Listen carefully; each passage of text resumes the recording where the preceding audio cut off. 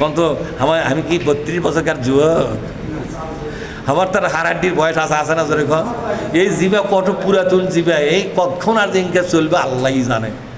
তাহলে এরকম কঠোর পরিশ্রম করে দৌড়াচ্ছি, আপনাদের বুঝাচ্ছি। আপনারা যদি শিরক ছাড়া দেন, যারা শিরক ছাড়া দেবে আমার আলোচনায়, তারা শিরক ছাড়া দেওয়ার কারণে জান্নাতে যাবে।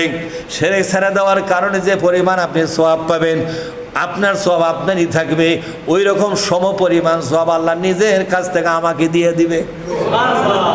তাহলে আমি লাভের মধ্যে আছি না লসের মধ্যে আছি? তাহলে বলেন তো, দুনিয়ার টাকাই কি বড় টাকা নাকি?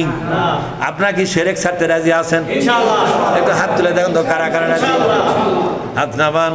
এর জন্য হয় আপনি জামাত ইসলামী করেন, আমি নিজে জামাত ইসলামীর এই গোটা ইউনিয়নের নায়েবে আমির আমি, আমার হাত ধরে আপনি জামাত ইসলামী করতে পারেন, কোনো সমস্যা নাই। আবার আপনি চরমনায় পীরের পাড়ি করেন, সমস্যা নাই। কিন্তু ইসলামী একটা দল করতে হবে আপনাকে, আর বাইরে যাওয়া যাবে না। অন্য কোনো দল যদি করতে চান, যে আল্লাহর বান্দা, আল্লাহর কসম করে বলি, মানুষের আইনের পার্টি যদি করে মরে যাও, তুমি নিঃসন্দেহে জাহান্নামী,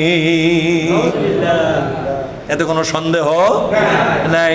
দেখো তুমি ইসলামী দল না পায় তুমি কি কোন দল? চরমনায় পীরের দরবারত গেলে কি বিড়ির পাশা পাওয়া যাবে? কে পাওয়া যাবে না? কে? ওরা কি বিড়ি খায়? ওরা সিগারেট খায়? জামাত ইসলামের অফিসে যা বিড়ির পাশা পাবেন খুঁজে, বরং আজান হলে নামাজের একামত হয়ে যাবে। এমন কোনো বাপের বেটা নাই অফিসে যারা উপস্থিত হবে, এমন কোনো বাপের বেটা নাই নামাজ বাদ দিয়ে খাড়ায় থাকতে পারে। যদি নামাজ বাদে দাঁড়ায় থাকে, আমরা অফিস থেকে বের করে দেবো। শালা বেনামাজি, কথা ঠিক না? কথা বলে কে? তুমি এমন এক রাজনীতি করো, তোমার রাজনীতির 95% বেনামাজি। শালা দাড়িওয়ালা, তোমার দাড়ি কি কই না? তুমি দাড়ি মকলে তুমি ওই জায়গাতে গেছো পার্টি করবে, তোমার দাড়ি ছিঁড়বে। শালা মরিয়া দেখ, তোর দাড়ি ছিঁড়বে আগে।